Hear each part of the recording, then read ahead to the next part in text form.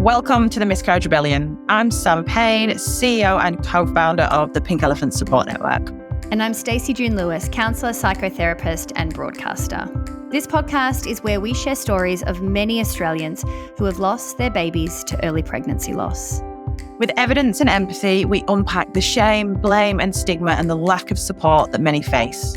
This is a loss that has been silenced for too long. We deserve better. We are here to normalise the conversation. And we're here to make lasting change. Welcome to today's episode with Lauren, who's the founder and co-owner of SNDYS, the label. Lauren's been connected to Pink Elephants for many years, has held fundraisers for us, has accessed support and has created awareness into the topic of fertility challenges and pregnancy loss. She shares her story with generous hope. Hope is definitely the theme that comes through here, and I'm really excited that we get to listen to this story, not one just of heartache, but one where a woman has managed to move forward with much, much resilience. It's an incredible privilege to bring you Lauren and her story today. We're really grateful that you're here today with us to be able to talk about this topic of loss, pregnancy after loss, and all that's needed to be changed within this. If you could start by telling the listeners a little about your experience of pregnancy loss, that would be great. Okay,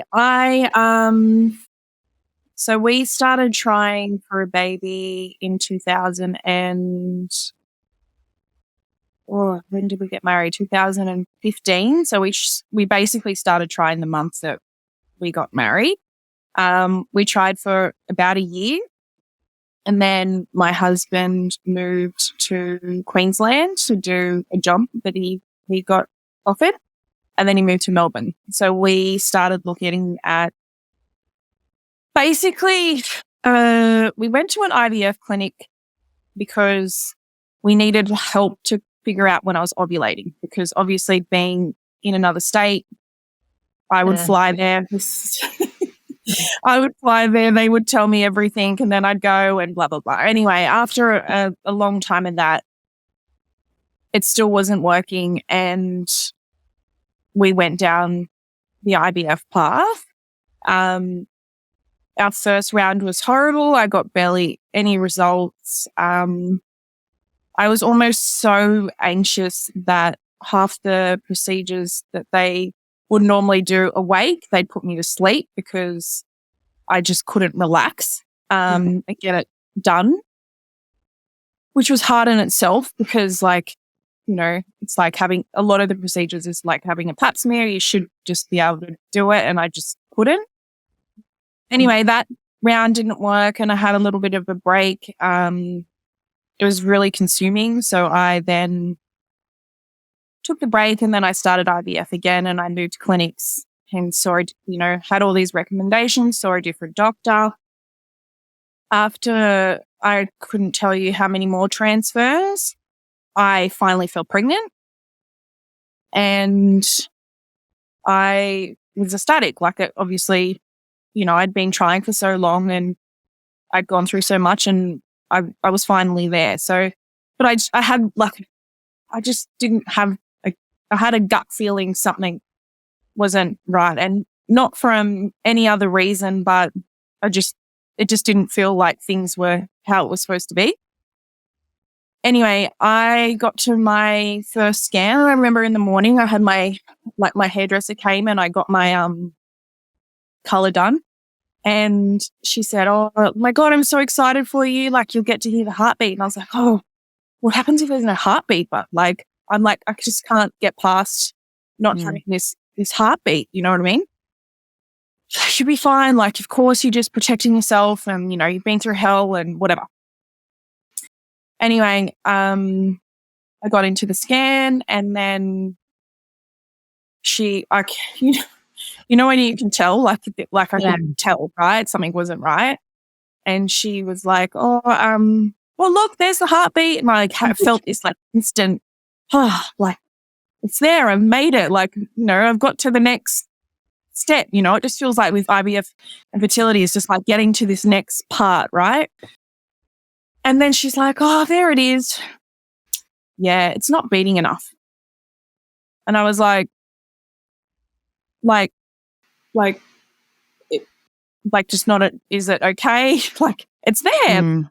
You know, she didn't give me a lot. And she was like, yeah, you can come back in 3 days. I mean, she wasn't nasty, but she wasn't like, you know, she's like, come back in 3 days and we'll just see if it's got any better. And I was like, I remember just walking out and I was like, how am I going to get to 3 days? Like you can't make me wait 3 days. I can't even think. Anyway, I left that and I had a launch of a second label that my business was doing. And I had like all these people at this event and I like walked in and I was just like, yet again, you just pretend like, I was just like, oh, like everything's fine. Thanks for coming. And like, I just didn't even, like, I was just nothing, you know. I wanted to be happy. And like on the outside, everyone's like, oh my God, it's your second label. This is such a achievement. And you're just going, I don't even care. Like, I do not even care. Anyway, I rang my IVF clinic and I told them what happened. And they're like, oh, IVF clinics are a lot more blunt. She was like, yeah, you're going to miscarriage. It's not viable. They basically just want you to come back in so you can, like, there can be a 0 heartbeat. So they can see it's dropped off. And I was like trying to be positive. I was like, so there's no hope. Like I shouldn't even hold on to like the smallest little bit of hope that everything's going to be all right. And she was like, yeah, no, it's under what it needs to be. It's done. Right. Basically ride the wave, get yourself to the next scan and we'll go from there. So I did. And I went to the next scan. And obviously when it's IVF as well, very wanted, you know. Yes. So when you have the scan, I could tell this next lady didn't want to say to me, it's not there. So she was like scanning and scanning and scanning, like, which felt like forever. And because I knew they could pick up the heartbeat last time pretty much straight away, after a while, I just said, you can say it. Like, it's odd, isn't it? You know? And she's like, just let me get it, you know, let me just get someone else in. And this other lady came in and then she was like, yeah, we can't find it. It's gone. And then that was it. I was just like, God, talk about like being on this biggest high to like, you can't help but think you're like, okay, it's going to be born in this month and we're going to, you know, your head just goes like to just everywhere, right? Especially for those that have been, as you say, trying for some time. Like, oh, it's going to be a summer baby or a winter baby and you can do this and what, you know, blah, blah, blah, blah, blah. And then it's like the highest of highs and then boom. And you just think like, I'm an idiot. Like I was like, I shouldn't have got excited. People told me this would happen. And then at the same time, you're like, I've always believed like, and I say this to people, when you're pregnant and you celebrate that you got there, you know, and then you just deal with it day by day and ride the wave of the whole thing. But that was my first loss. And it just felt like it came and it went, which realistically, so I found out right on 4 weeks and I had my scan at 7. So like for 3 weeks, I was like, and it's hard because people go, you know, at least it happened early. And you go, man, you don't know where my head went for 3 weeks. Like, me and my husband were just like, after spending thousands of dollars, the tears, my body, like everything, like those 3 weeks were like amazing. Like they were like, this is happening and we're getting the family. Like your head just goes to everywhere. And like, how am I going to tell everyone? And, you know, like you just get so excited. And then just like that, it's gone, you know? Yeah. And then the IVF clinic was like, okay, do you want to do another round? Do you want to do another transfer? And I was like, wow. Whoa. Well, I get, like, you know, I want to be in that feeling again. You know, I want to be back where I was 20 minutes ago, you know? And it's almost that feeling of going again and again and again rather than the acceptance of absolutely no, I want that baby back. I look back and I know that they're a business and they're just like, well, what do you want to do? You know, where do you want to be? But I'm like, I don't know if it's the time to ask either. Like, okay, do you want to be back in it straight away? Like, anyway, whatever.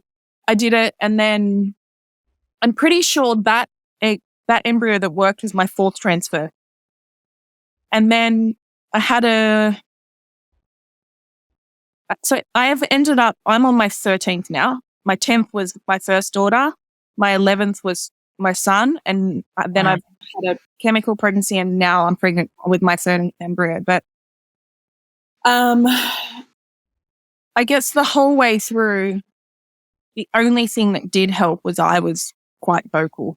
So I didn't really shy away from what we were going through. I found comfort in telling people, because sometimes the reply would be, we're going through the same thing, and then instantly you're like, oh, you know, blah, blah, blah, and you can just talk, right? And I understand people, you know, don't always feel like that and don't feel like they can talk, but like I was very proactive. Like I remember going to my GP and saying, like, I need to go on a mental health plan. I need to go see a psychiatrist. I'm not okay.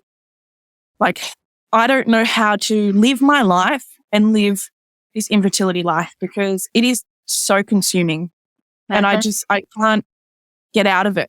Do you know what I mean? Like, I'm just not a happy person anymore. Like, it's just not working. Like, I need to do something. And I remember I went and saw this lady. So there was 2 people. One, the IVF clinic recommended, and one that I went through the GP and just found a local psychiatrist that I could talk to. The IVF clinic lady said to me, I just want you to go into every round and think, this is it. This is the round. And I said, it's been 4 years. I've done this, like, at that time, I don't know what I was up to. Let's say 6 or 7 times. Yeah.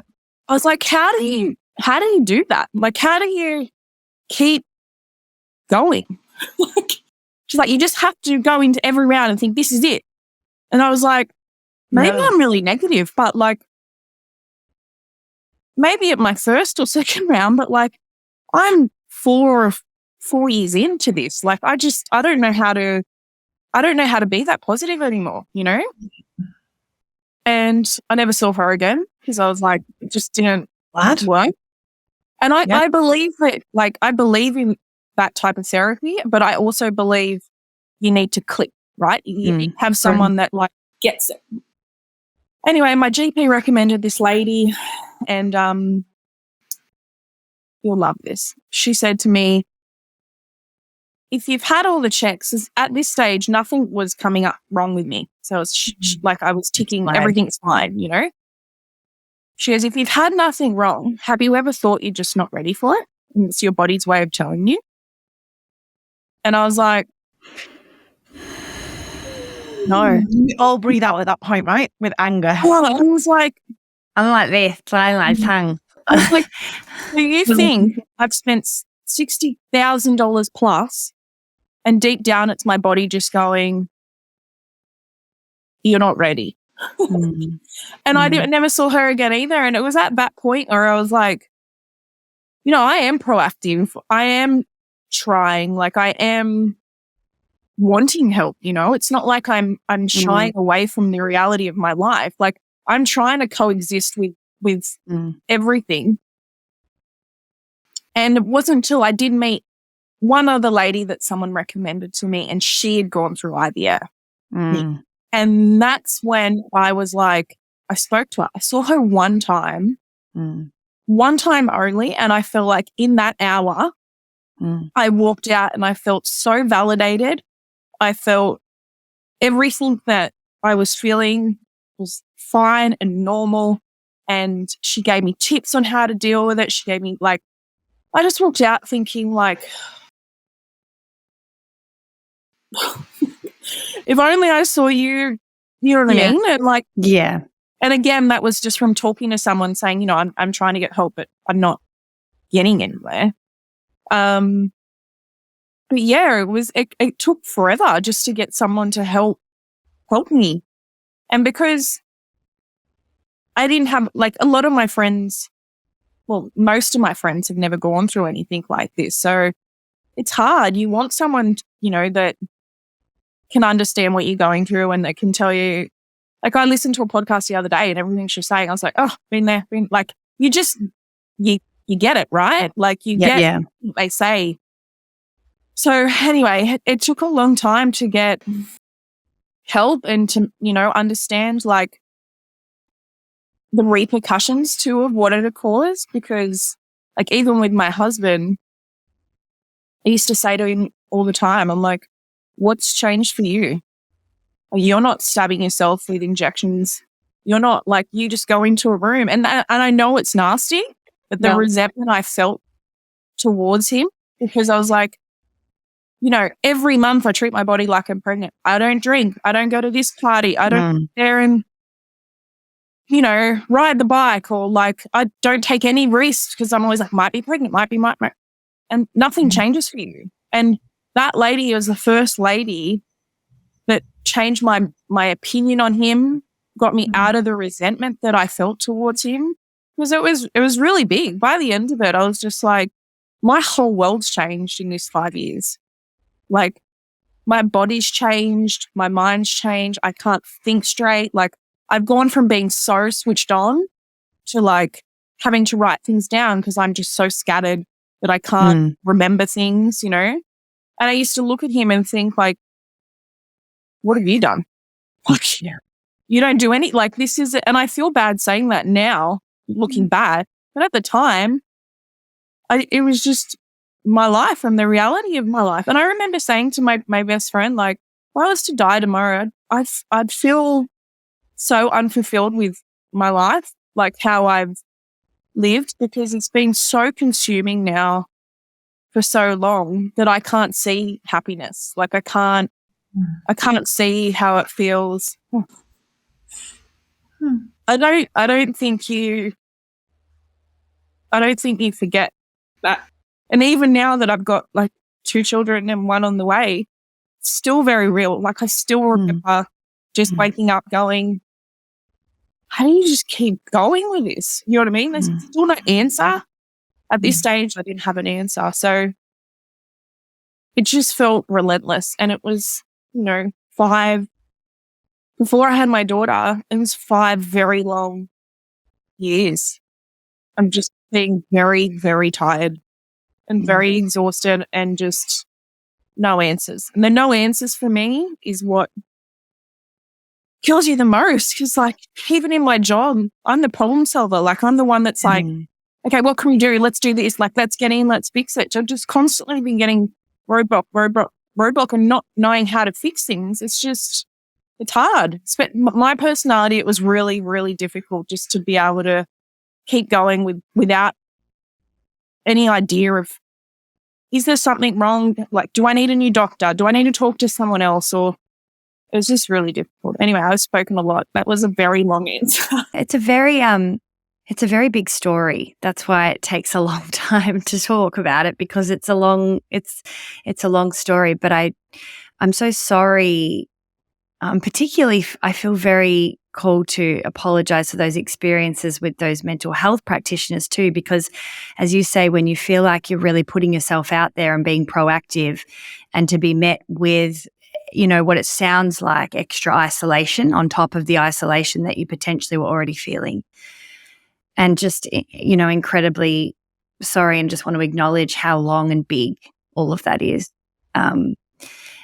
I want to talk a little bit about what happens when we are now living this life for years and years on end, and how you felt that started to infiltrate into other parts of your life, just from the sheer fact that it was almost like your full-time job, or almost like your chosen other career. I think the hardest part, and I look back at it now, and I think, like, what comes with being very open about it is A, opinions of other people, and B, like, even like my girlfriends, sometimes I think, God, there would have been so many times where you've had your babies and you wouldn't have even wanted to talk to me about things because, it would have been too hurtful or you would have thought it would impact me. Like how many things I probably missed because you didn't want to share those milestones with me. That hurts me to think that, my best friends and my business partner have had babies that you probably just didn't share stuff with me, and it's hard because like you try to find the balance of being open because I truly believe that this will be fixed if people talk about it because it will get rid of the silence and it won't be this like I'm going through this alone. It will just become very common because it is common. Yeah. Yeah. But at the same time, I hated people feeling sorry for me. Like I hate when people would see me and look at me and go, how are you? Like, how's things going? And you're like, I don't want you to feel sorry for me. I haven't told you so you can sit there and pat my back every time you see me. I'm open about it. I don't actually know what I want, but I don't want sorrow. Like I don't want you to look at me and feel sympathy. I just want you to like, and I'm like that now. When I know someone's going through it, I'm like, how are you going? Where are you up to? Do you need to chat? Happy to leave it. Like I'm very just much like, no, I'm here, but I leave it at that. You know what I mean? So it's hard because I'm sure my relationships were affected with people because they just didn't straight out want to make me feel sad, like in my fertility years, my best friend had 3 babies. Like that's three times she probably didn't want to talk that much about me. Like she's not going to sit there and be like, oh my God, such and such just walked while I'm injecting myself trying to get eggs. Do you know what I mean? Yeah. And I think as well, another hard part that comes from it is, which I didn't ever think would be a thing, is silence. People avoid you. They avoid asking how you are, or they just avoid you. And I think I'm not like that. So if something's happened to someone, I'm very much like acknowledging what they're going through. And if I wasn't 100% like that before, I'm 100% like that now because I felt how it felt for people to distance from me because they just flat out just didn't know what to say. Yeah. A part of me gets that because it's not easy, but a part of me is like, life isn't easy. Like I still remember when we first fell pregnant, my husband saying to me, very naive, just a bloke, yeah? And he said to me, oh my God, we're going to tell everyone. And I was like, oh, we have to wait for 12 weeks. And he was like, oh, why? And I was like, just in case of miscarriage. And he goes, but wouldn't we want like people around if you miscarry? Like, why would we want to go through it silently? And I'm not saying shout it out to the universe and social media or whatever, but to not tell your best friends or your close family or whatever your support system is, in pure fear, like if you miscarry, you're like, it's like, I don't know, like people get ashamed or whether it's like, for me, it wasn't a shame feeling. Like and I think because I've had people go through miscarriages around me, and I remember saying to them when they'd say, I feel like a failure or whatever, I remember saying, what? Like it just wasn't meant to be, or, the embryo was this, or, well, like, so I then never felt, after all saying that to everyone, that I was going to turn around to myself and say, this is my fault. Do you know what I mean? But I understand the stigma and I get the taboo thing. Well, I don't get it because I don't understand why you wouldn't want support, because to me, support is everything, not just with fertility, with everything in life. You have a bad day, you vent to your friends. You fall over, you want to cuddle. Like everything is about having a support system around you. It's what makes everything easier. So for me, in my head, the only way, like with this pregnancy, it was IVF again, and I found out at 4 weeks, and at 4 weeks I was like, I'm pregnant. Because I had a chemical pregnancy the month before, and I had so many messages and so much support. And when this was happy, I was like, well, I'm not going to give you the shit and not give you the good. You know what I mean?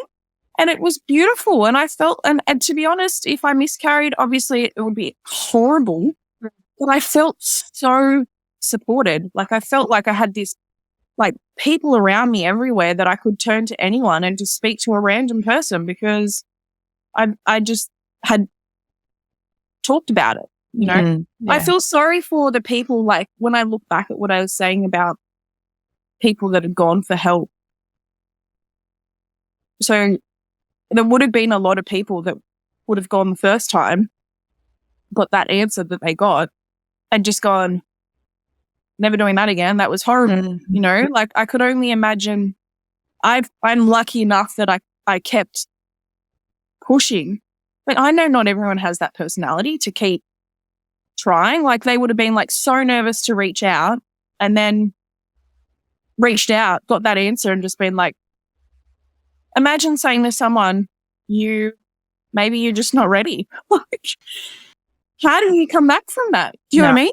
You can't. I think that's also where that intersection of peer support is so important. And coming back to that lived experience again, that it took someone who'd been there to challenge what mental health professionals had said so awfully, so wrongly, and so dismissively of your experience. It actually took someone with lived experience to offer just what we know as empathy, right?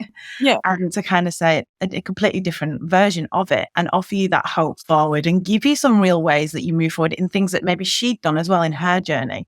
I think that's what we see, definitely, all the time in our online communities, all of that. Unfortunately, too, when you do speak to someone that hasn't gone through it, 99% of the time, your advice is go on a holiday, just relax, you're putting too much pressure on yourself. So to have someone be like, oh my God, I've been through IVF. I understand how, like, did you do this? What did you do? Like, you're just like, like, you haven't told me to relax. Like, it's great, you know? So, yeah, I understand the importance. I think it's a really interesting conversation when people of any type of topic, even health professionals, start to feel almost inadequate or unsure of how to move. Then the things that come out of people's mouths are often the last thing they may have done in a scenario where they're more prepared or feel like they're a little bit more in their comfort zone. I actually remember a fertility nurse saying to me, on a holiday, like when it was on holidays, she said, you know, you never know, you'll go off on a holiday and you just, you know, you never know your luck. And my husband has prostate cancer. His sperm is literally in a freezer. So the medical file is sitting in her hands. Yeah. She has full capacity to knowing that is actually medically not possible. Yeah. Yet, and that's her specialty. And it just came out because it's Christmas and she's thinking of her holiday and she's just trying to keep the Christmas, her own Christmas cheer. So I think it really is an interesting conversation around showcasing what discomfort does to people and how much people really say or blurt out the first thing that kind of comes out of their mouths, even when they have been trained as a counsellor, as a nurse, a better friend for someone else. You know, it's a really, and it's not excusing, but it is a really interesting situation that then people like yourself, people like us that have all been through it, then have to experience that time and time and time again. And I wanted to ask you a little further about that, Lauren, as well, with the length of your experience. I have listened to a couple of podcasts and different things that you'd spoken about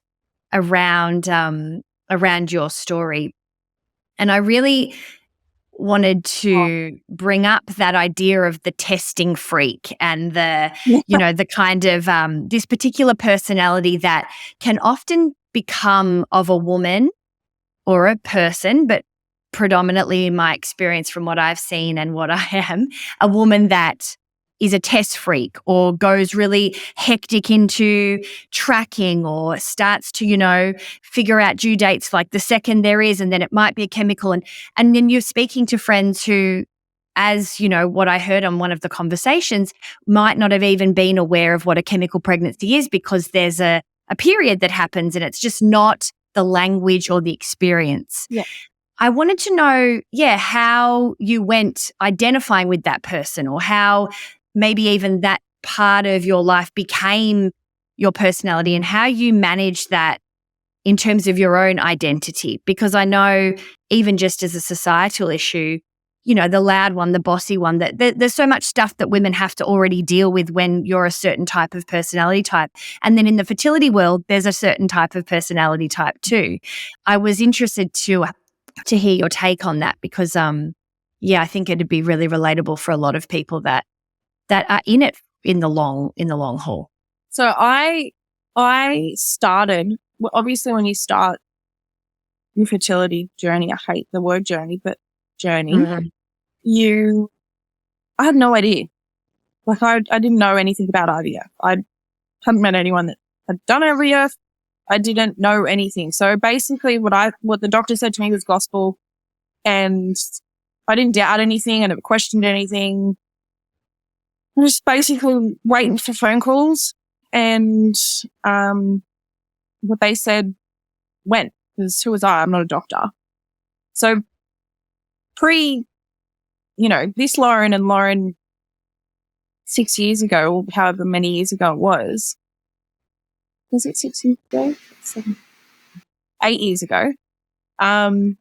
Very different, right?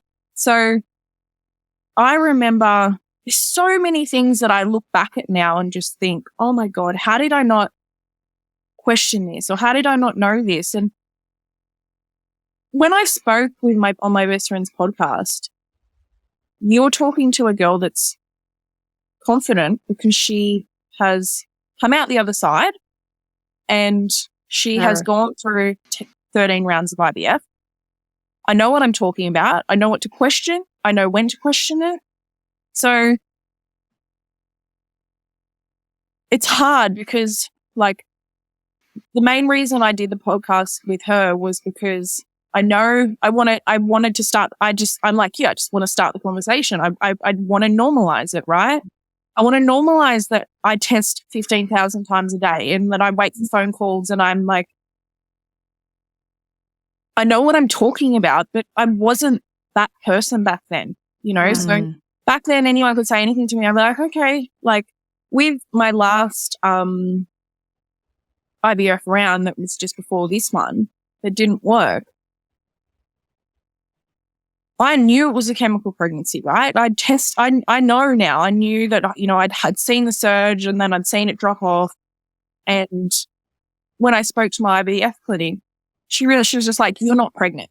Like, you're not pregnant. That was all she gave me. And then I remember thinking, I saw what I saw. I know what to look for, Then I remember with this pregnancy, I couldn't move past it. I remember seeing my OB and telling him, he's like, how many rounds do you have to do, blah, blah. And I was like, oh, I did this, but, my HCG was this. And he's like, oh, you had a chemical. And I was like, yes, thank you for validating that this just wasn't and I get the thing with chemicals because, I remember when I had an ectopic pregnancy, I saw my GP, a random GP, because I needed someone to talk to, so I just booked to see a GP, right? And he was like, you're pregnant. Your HCG's whatever it was. She's like, you're pregnant. And I was like, oh, okay. But my IVF clinic's saying that I'm not. And she's like, oh, you're 100% pregnant. And I go, okay. And then my IVF clinic was like, yeah, but your progesterone's so low, you're going to miscarry, right? So I understand. And what I was trying to say in that thing is I understand why people don't get it, because no one talks about chemical pregnancies. Yeah. You know, no one talks, like, a GP is telling me he's convinced I'm pregnant, and my IVF clinic's like he wouldn't even have looked at my progesterone, the GP, you know? So I think if you don't even know, how is my friends going to know? You know, how are my friends going to even understand what I'm going through if you can't? And the thing with the chemical, obviously, again, because it is so early, it's like, well, you're pregnant for like a minute, right? Like, people just, and you're like, again, you know, I saw those two lines, right? So I saw it happen, and then the next morning they were gone, you know? And again, I honestly think that from all of this, I started suffering from, like, is my mind playing tricks on me? Because that was definitely there. And it's not until, like, you send the test results to your IVF friends or your infertility friends, where they're like, yep, 100%, yep, seen it. And you're on the same page. Yeah. So they really understand what you're going through. But your average person wouldn't even look at a chemical pregnancy as, like, I'm always like, it's like, it happened, but it stopped. And they're like, but is that a pregnancy? Like, it's just like the ectopic thing. Like, so are you pregnant or you're not? Well, yeah. This is not where it's supposed to be. Do you know what I mean? It's the way that we minimize experiences based on gestation, right? And it's a way that we minimize even a failed embryo transfer. We don't validate it as a loss. Yeah. There are so many hopes and dreams that go into that point. And it's not about almost the amount of time, right? It's about what's going into that. And we've got a psychologist that speaks really beautifully about this gestation in mind. And that can start with couples from even when they decide to try and be parents before they've even tried to conceive.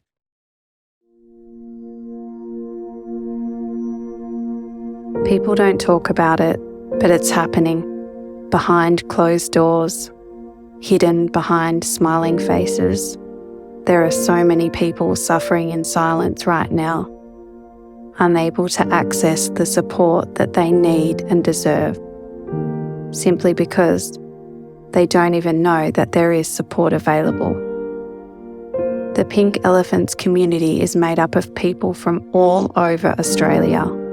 Some come from the big smoke, others from the bush. Some of us have heaps of friends and family around, others have none. Some have lost babies at 5 weeks. Some had ectopic pregnancies. Some had multiple ultrasounds. Others only ever saw the 2 red lines on a positive pregnancy test. But we all have something in common. We have all lost a baby. We are all bereaved parents. There are estimated to be over 100,000 of us across Australia every single year. Please help us connect with these people to give them the support that they deserve. No one should have to lose a baby and be left on their own to navigate their grief. Help Pink Elephants support more bereaved parents. Visit pinkelephants.org.au. Today we welcome on Carla Anderson, who's a psychologist and a mother to 3 teenage daughters and 3 stepchildren. She's an experienced psychologist with many years of training and specialities under her belt, but she has a passion for supporting women during the perinatal period through struggles such as infertility, IVF issues, pregnancy-related concerns, antenatal depression, grief and loss, and adoption, as well as supporting families with the transition to parenthood and the day-to-day juggling of family life. She's the perfect fit for this episode. Welcome, Carla. It's one of those theoretical approaches that it just helps explain, I guess, when we're thinking about no matter how many weeks gestation somebody is, why their grief is still valid. And that has to do with how the parent has gestated their baby in mind. So when we think about gestation of pregnancy, we usually think about physical gestation. So, what are the physical changes or the physical growth that's happened in that week? But we also know that we have psychological gestation or gestation in mind, where parents start to imagine their baby. They start to imagine themselves as parents.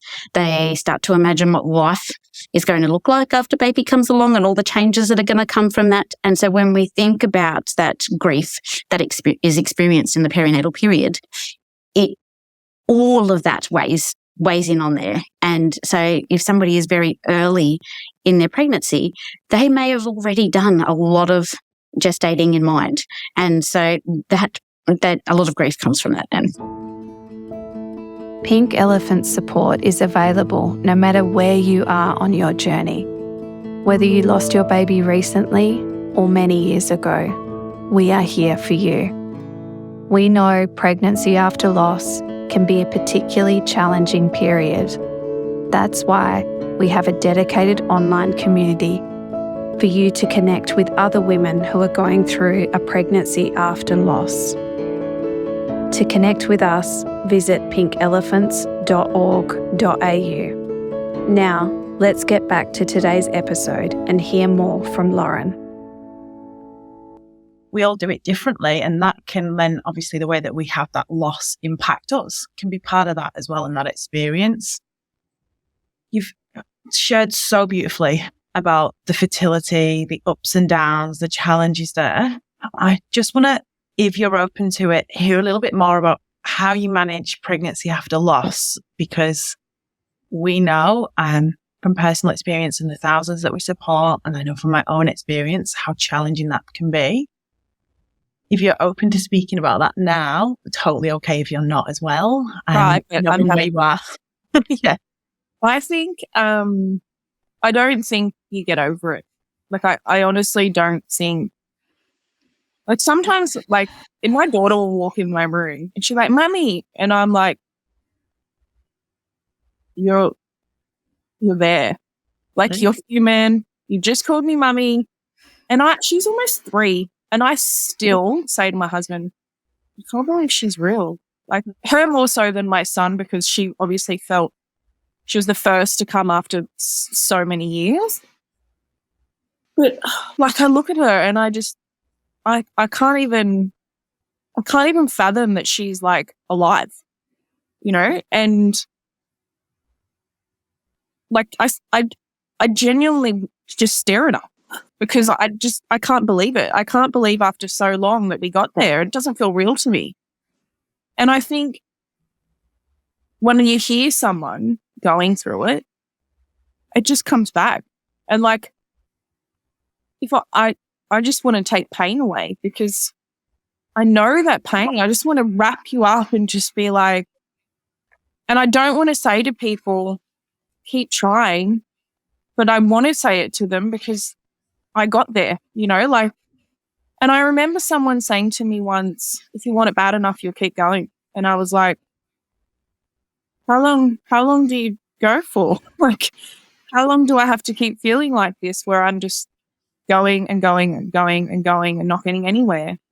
Like, almost when my daughter came out, it was just the most surreal experience. I was convinced she was a boy. I never found out what I was having.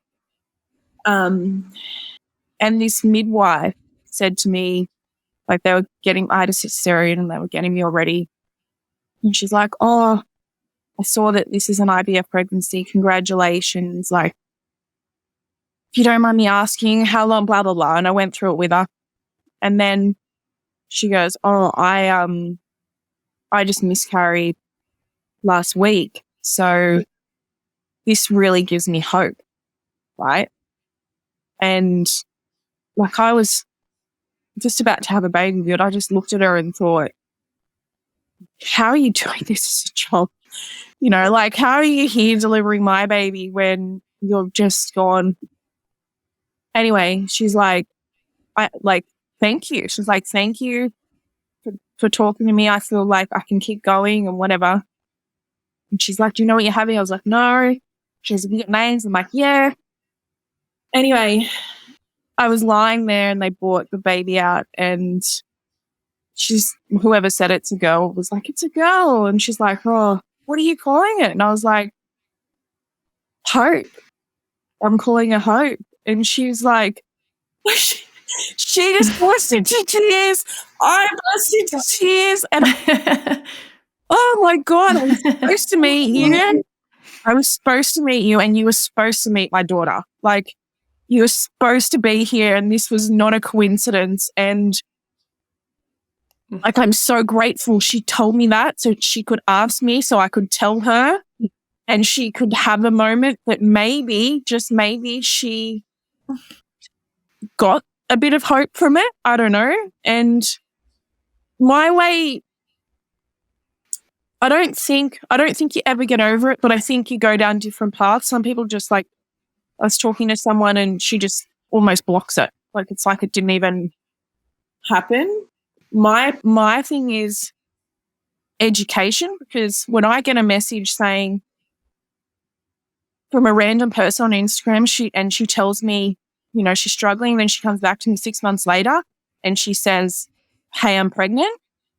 That's me now. So my way of dealing with it now is I say to anyone, you know, I'm here. I know you don't know me, but I needed that support. And if you don't feel comfortable going to to your friends, at least let me be that person. And my way of dealing with it is helping other people, because I feel like maybe I went through it. I've said it before. Maybe I went through it for a reason. You know, maybe this was something that I had to go through. And like, I find, you know, peace in knowing that I can help people by talking and like just saying my daughter's name sometimes. And like, I'll say to people, whenever you doubt, just think of Hope, like think of my daughter, because, you know, she was so wanted and she took so many years and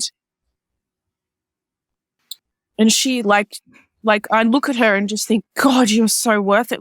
And I'm so glad I named her that, because she just, anyone that ever is suffering from it and sees her, it's like a reminder that I don't want to say that you'll get there, because I know people don't get there, but like, you need to have hope, because if you don't have hope, you've got nothing. Do you know what I mean? Yeah. So I don't know. I don't even know if that's the right thing to do. Like, but for me, it's just being there for other people now. I've had my turn. I've had my kids. I've had the help. I just want other people to not feel alone, because I remember laying in bed every night and I remember how it felt waking up every morning. I remember how it felt going to baby showers and going to first birthdays and like pregnancy announcements. I remember it so well. It does not leave you. So if I can do anything to be that person that someone was to me, then that's what I want. I love that. I love the full circle of that. Just think it shows so much beauty in yourself as well as a person. And I thank you for that, because I know and how much that helps people. We'll shift gears a little bit. Yeah. That touched me so much, but I am gonna shift gears just because of time and mindful. So the Miscarriage Rebellion, it is an intentional podcast. We are telling these stories because it does foster a sense of connection. It will hopefully invoke empathy, and I know that your story will. But we also want to drive change, because for too long, women and their partners are being met with all this disenfranchised grief, with this isolation, with this shame, the stigma, the silence. It's not changing quick enough. And so we're asking everyone who comes on the pod to share, if you could have one thing that you could change, one thing that you could make better for anyone going through losses today, what would that be? Oh, I just wish it was acknowledged. Like, I wish it was acknowledged more. I wish that there were better systems in place for people that had or are going through it. I remember when I had, there's two things. I remember having a D&C and being wheeled back to the maternity ward and just listening to babies cry. Actually, there's three. I remember having my tubes removed and I was on the maternity ward. And I remember, what was the other one? I just lost my train of thought. They're basically the same thing. I just kept getting, I did my IVF round and I got hyperstimulated. I couldn't walk. I got carried in an ambulance. I was on morphine. I was everything. And they said, we're going to admit you upstairs to the maternity ward. And I was like, I don't feel like I'm a precious person. But so when my tubes got removed, that was in January, and I couldn't sleep. And I felt bad because I'm so upset, but I've got 2 kids. It's not like I don't, but I didn't feel finished, right? Yeah. And although in my head I always thought I'd do IVF, right? There's not one part of me that's ever thought I'll have babies naturally. But when they took my last tube away, it felt very final. It's like, now you have to, there's no accidents. There's no, you're doing IVF and you have to have a baby through IVF, you know? And it was 2:00 in the morning and I was sitting in the room trying to get to sleep and I could just hear screaming newborns. And I was like, how are we this insensitive to put women, and I haven't lost a baby full term or whatever. I pray to God that they don't put those women in those rooms. But the fact that there is nothing in place and that you get sent to that ward blows my mind. The fact that you have to sit there and listen to other screaming babies, not taking away anything they're not doing anything wrong, but the last thing you want to hear is what isn't for you. Do you know what I mean? Yeah. And not by choice. Yeah. And the fact that there's nothing in place for that is just mind-blowing that we're so... And I felt like a part of me wanted to say something. Part of me was grateful that that I was in a hospital and I was okay and, I was getting looked after because the nurses are amazing. It's not like it's their fault. But a part of me wanted to go, are you kidding? Yeah. Are you kidding that you've got nothing for these parents that are just going through all this stuff? How do you not have a system in place for this? There needs to be, we need to do better, right? There needs to be a system in place for these mums. And I remember when I had my D&C, it was at St. George Hospital. And because I had private healthcare, they gave me a room. And they came up to me and said, do you mind if we put you in with other people? Because there's a lady that's just lost her baby, a stillbirth, and we'd love to give her this room. And I was like, why is she coming back? This poor lady's coming back to this noise, this hearing not her baby scream. I can't, for me, that is something that we need to sort out and we need to do better because it's completely unfair and unrealistic to think that mentally is okay. And it's not. We know it's not. We know that is something that exacerbates the trauma. And we know it can be changed. And I think it speaks so much to the silence and the pervasive acceptance that miscarriage is something that just happens and we just get over it. So we can put up with these little, in inverted commas, because I'm on podcast, but little things that are not meant to impact us. They're oversighted, they're a mission. No one's thinking about the whole system from the perspective of a bereaved parent. And ultimately that's what we are.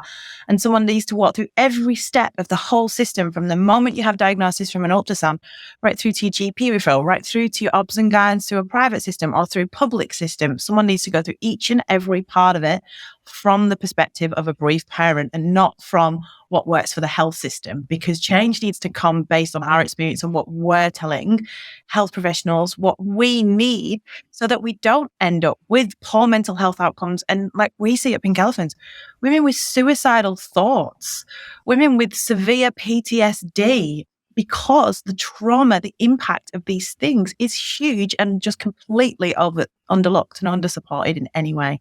I think the thing that like gets me probably the most with this industry, I remember everything a doctor says to me, right? Because I'm holding on to absolutely every single word that you say to me. So like, if you say something and then a week later you say something different, which happened to me many, many times with doctors, I'm like, no. Like there's not even a chance I got this wrong, because I am holding on to every single word that you're saying to me, right? I think to myself, the amount of times the wrong thing was said and I sat there and took it, or like even one of my IVF companies, after I miscarried, I was like, I'm done. I need a break. I got an email the next day saying, oh, we're having a 50% off sale. Oh my God, it couldn't be any more crass if they tried. And I was like, I don't think you can have sales. No. I don't think you can put a sale on this. And this is so insensitive. And I guess the hardest thing is to go back to your question about, you have to, yeah. I grew up thinking doctors, right, were like doctors, policemen, firemen, they're all these like real, and obviously there are. I'm not taking it away that they are. There's some that are great. But I remember getting that email just thinking, and I did it because I was like, it's 50% off. Like I've already spent however many thousands of dollars. Like I can't pass up this opportunity. I look back at it now and think, holy shit, you put a sale on a baby. Like you put a sale on that and you played on people like me who were so done just for your wallet. And I still, like, it's still, I think of that story all the time. It still blows my mind that can even happen. Like, I'm not sure it can. Morally, there is nothing that's okay about that. But I think it speaks to the fact that, again, the technology of fertility and technology is the wrong word, but the industry has grown so quickly, so rapidly, because there is a need, because 1 in 6 couples struggle to conceive. But what's not caught up in time, which is government responsibility, if you ask me, is the regulatory bodies around this, the ethical and the moral standards that should be in place to protect vulnerable members of the community. And again, that comes back to a pervasive acceptance that some women will just have to go through IVF and magically they will just have a baby and it's an easy thing and you just do it and then you'll have this baby. And that's not the truth. We know that. But I think there's an acceptance that almost like a false sense that is the truth. So therefore those things get left off. And I think it's complex. It's not one thing, but that there's nothing about that A should be allowed, that B is okay. It beggars belief. It's awful. I just hope moving forward that there are people that are starting, because I know starting IVF especially is so overwhelming. I hope that moving forward there are better systems in place for families starting, because again, if you have, I don't know what the word is, a couple that aren't as, I don't know, I don't want to insult anyone, but not as like talkative or don't have the that dominance. Don't have the ability to question. That's what scares me with it. And I just hope that at some point it gets to a point where it's not as, you don't have to be as onto it because you trust what's. Yeah, that the healthcare system is advocating for women, that the healthcare system represents women, that the healthcare system is a healthcare system for women. Yeah. And, you know, when you were sharing all of those stories, we've heard so many on the podcast, and I just wanted to even circle back, you know, when we were speaking about the ward that you were in and those situations, whether you choose that or you don't choose that, but even if you do, every woman deserves to have health care that is tailored to their experience and not lumped into somebody else's. Yeah. And it's not always perfect. It's a public healthcare system. But there are some very minimal things that you have pointed out that could change, that, as Sam pointed out, could really act as preventative care for a very different mental health journey in post those experiences. Yeah. So thank you so much for sharing those things. Very welcome. Wow. Lauren's story, whilst a lot of it is really hard to hear because she has been through a huge amount, there is also an element that I think is really beautiful, and that is this element of hope. And I know that if you're in the depths of yet another loss or another failed round of IVF, this might not be the best episode for you. But I feel like there is also a need sometimes to put that element of hope out into our community. And we see it. It's not an easy thing to navigate. But I think that we do need to discuss it, because I feel like the way that Lauren chatted about the nurse and that experience of hope and the difference that she could make in that woman, and how that also felt beautiful at both ends, giving and receiving that message. And I just feel like, let's chat more about that. Yeah, I feel that it's something that you and I behind the scenes have discussed at great length, personally and professionally. Obviously, both working in the space, but also having our own lived experience. We all have a very interesting relationship with hope, because it is often given to you from the person that may not know the path that may not have walked the path that you've walked, which is why it can be a bit eye-rolly, it can be a little bit affirmation-y, a little bit manifestation. However, those things do offer an element of magic in a time where we don't know the outcomes, we don't have much else.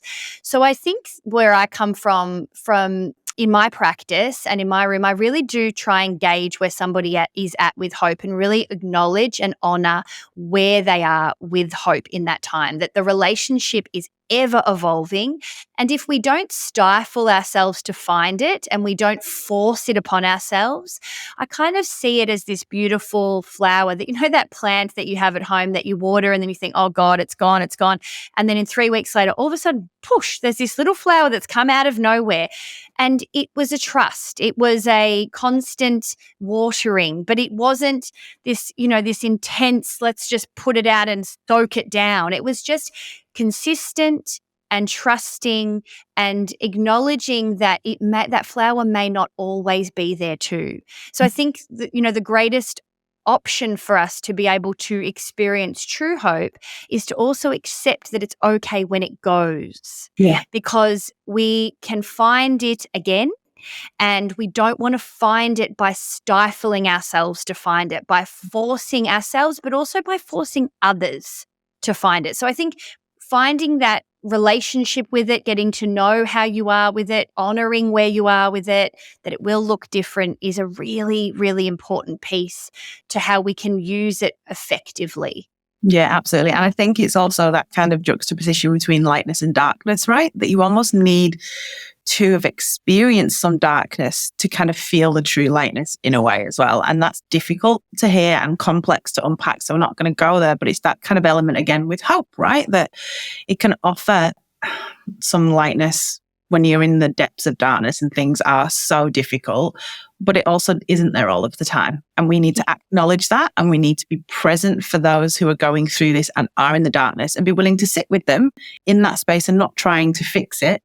But if you are someone that's there and you see an element of hope, then hang on to that, because it can make the difference of a day for you, or an hour if you're still in those hour by hour stages. So just thought that was incredibly beautiful throughout Lauren's story, how much she gives of herself to still help others when she's in that time as well. I think it's really beautiful.